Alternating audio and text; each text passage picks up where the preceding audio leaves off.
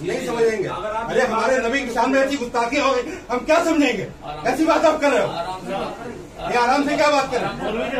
आपने क्या समझ रखा है कि आप मुकदमे करके हमें डरा लेंगे, हमें धमकी दे लेंगे? आराम कहाँ रहेगी? आराम तो खत्म हो गई हमारी। हजरत मौलाना कमर गनी उस्मानी आपको याद है या भूल गए?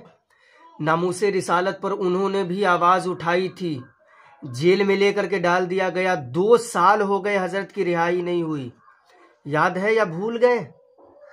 हम आज जब ताजे ताजे रहते हैं तो 1 से 2 महीने तक याद रखते हो, उसके बाद भूल जाते हो। ये कैसा दर्द है? ये कैसी मोहब्बत है हुजूर से? जरा बताओ तो सही, ये कैसी मोहब्बत है? भूल गए इतने जल्दी? हजरत ने भी आवाज उठाई थी जब जेल में खबर ले गए कि हजरत जो आवाज आपने उठाई थी उस पर हम लोग खड़े नहीं उतरे, तो हजरत ने क्या फरमाया था? ऐसी खबर से बेहतर सुनाते कि मेरा औलाद मर गया, लेकिन ये खबर न सुनाते कि नामूसे रिसालत पर जो आवाज उठाया है उस पर कोई कार्रवाई नहीं हुई है। हमारा यही है मोहब्बत? भूल गए इतने जल्दी मौलाना कमर साहब को? मेरे हाजरीन, सबसे पहले ये वीडियो देख ले, उसके बाद बात करता हूं मैं। सलमान अजहरी साहब माशाअल्लाह, इनको बेकसूर फंसाया गया था तो इनको रिहाई मिली है। तो ऐसे ही 2 साल पहले नामूसे मुहाफिज़े नामूसे रिसालत हजरत अल्लामा मौलाना कमर गनी उस्मानी साहब उस वक्त में वो इस अंदाज में तहफ़्फ़ुज़ नामूसे रिसालत का परचम उठाए हुए थे, जबकि अवामी सतह में इस तरह की बेदारी नहीं थी। मगर मामला क्या है, 2 साल पहले गुजरात में कत्ल हुआ। उस कत्ल के मामले में उनको मुल्जिम ठहरा करके उनको सलाखों के पीछे भेज दिया गया।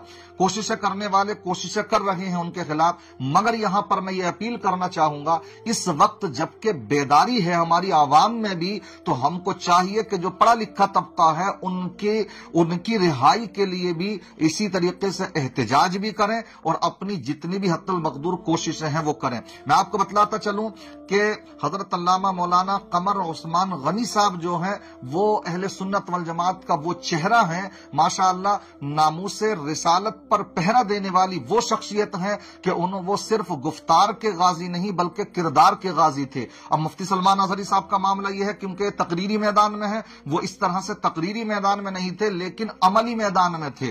क्यों? उनके कारनामों को अगर देखा जाए तो माशाअल्लाह उन्होंने वो मुस्लिम नौजवान, मैं उनकी आपको उपलब्धियां बताता हूं, उनके कारनामे बताता हूं कि मुफ्ती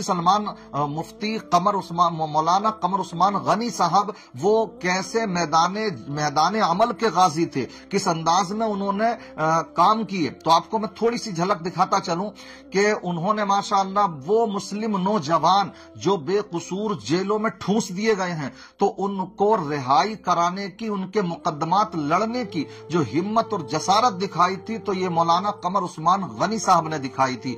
इसी तरीके से लॉकडाउन का जब टाइम आया तो मसाजिद के अंदर जो इमाम लोग थे उनकी कुछ जगहों पर छुट्टियां कर दी गई, कुछ जगहों पर तनख्वाहें नहीं दी गई। इस तरह से जो परेशानी थी उलमा के ऊपर, तो माशाअल्लाह उन्होंने ये बेड़ा उठाया और बहुत से इमामों को उन्होंने जरूरत के सामान मुहैया कराए। इस तरह के उन्होंने काम किए। इसी तरीके से कश्मीर से लेकर तरीपुरा तक उन्होंने अल्हम्दुलिल्लाह अहले सुन्नत वल जमात की नुमाइंदगी की है। तो मैं कहना यह चाहता हूं, आज वो भी बेकसूर जेल में फंसे हुए हैं, तो जो हसास लोग हैं उनके मुकदमात को लड़ें, मजबूती के साथ लड़ें। और हम जितने भी नौजवान बेकसूर जेलों में ठूंस दिए गए हैं, कितने लोग ऐसे मौजूद हैं, हमें चाहिए कि हम बेदारी लाएं। जैसे माशाअल्लाह आज बेदारी आई है और हमारी मेहनत रंग लाई, जिसमें हमारे मशाइख किराम उन्होंने भी अपनी हिमायत दी हैं, बयानात जारी किए, वीडियोस जारी की और अपनी हर तरह से मुफ्ती सलमान अजहरी के ताल्लुक से उन्होंने कोशिशें की। तो अल्हम्दुलिल्लाह वो रंग लाई हैं और लाएंगी इंशाअल्लाह। जो एक अभी उनको बेल होना बाकी है, एक FIR जो हुई थी उसके मामले में,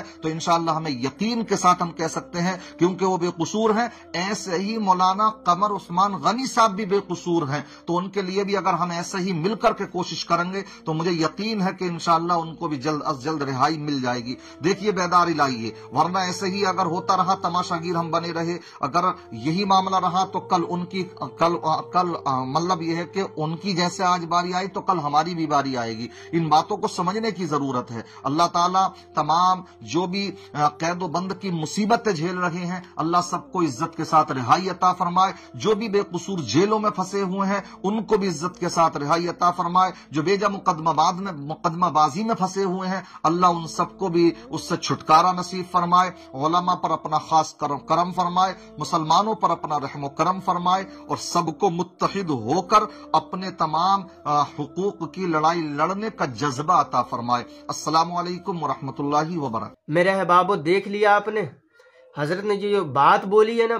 बड़ी लाजवाब बात बोली है, बड़ी उम्दा बात, और इस पर हर मुसलमान को खड़ा होनी चाहिए। अभी मामलात गर्म है, ठीक ठाक मामलात है। अगर अभी इस वक्त मौलाना कमर साहब के लिए आवाज उठाई जाए ना, इंशाअल्लाह ताला उम्मीद है अल्लाह रब्बुल इज्जत बहुत बड़ा रहमान और रहीम है, हमारी ये कोशिशें जरूर रंग लाएंगी। लेकिन हम लोग तो भूल जाया करते हैं, हमें याद कहाँ रहता।